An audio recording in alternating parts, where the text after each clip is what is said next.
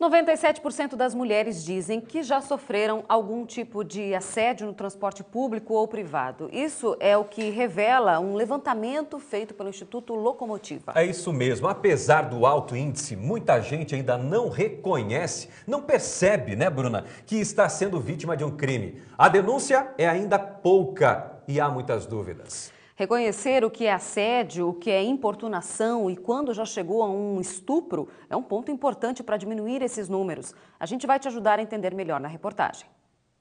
Muitas mulheres têm histórias para contar sobre alguma cantada indesejada, uma indireta ou até mesmo olhares maliciosos de homens. Eu com a minha amiga, a gente andava na rua, a gente ia do mercado, que fica na esquina da minha casa, e tava só nós duas na rua, e como era verão a gente tava de roupa curta, né, de short, que é normal, e camiseta, e aí um carro passou e buzinou pra gente e ficou elogiando essas coisas, né? E tem até quem coloque a culpa na própria mulher pelo assédio. Ah, porque tá com uma roupa curta, porque tá com muita maquiagem.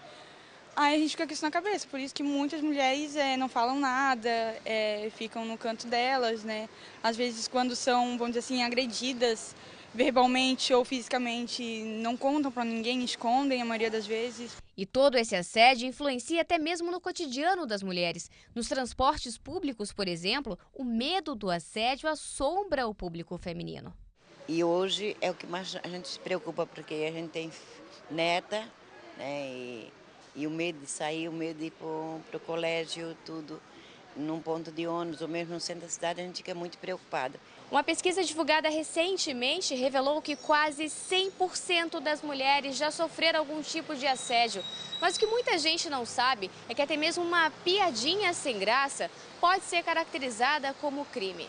E mesmo com tantos deslocamentos, pelo menos 46% das mulheres entrevistadas têm medo de usar transportes públicos. No dia a dia, o termo assédio é o mais utilizado, mas juridicamente existem diferenças.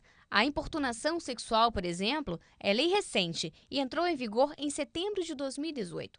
A diferença básica entre eles é que a importunação sexual é necessário um ato libidinoso, ou seja, como, por exemplo, um beijo forçado. Não tem muito isso no carnaval, passa a famosa encoxada, passar a mão na nádega, tanto de uma mulher quanto de um homem. Esse ato libidinoso caracteriza o crime de importunação sexual. Já o assédio sexual tem a ver com as relações de trabalho. Por exemplo, o chefe que constrange a empregada. Se você não vier com a saia hoje, aquela saia, você não vai ser promovida. Com relação aos casos de estupro, esses normalmente são acompanhados por violência ou grave ameaça. Tem que ter, além da intenção de conjunção carnal ou de algum ato libidinoso, o ato tem que ser precedido de uma violência ou uma grave ameaça. Inclusive, a pena é bem mais grave que esses outros dois crimes, né, que é a importunação e o assédio. O estupro é o crime mais grave entre eles. O delegado explica que o número de denúncias tem aumentado gradativamente, mas reforça a importância de chamar a polícia em casos de assédio. Ocorreu um ato libidinoso, um ato atentado contra a integridade sexual da vítima, ligar para o 190 o quanto antes. Se não, nós temos o Disque 180 e o 181, relacionado especificamente a essas denúncias desses crimes, né?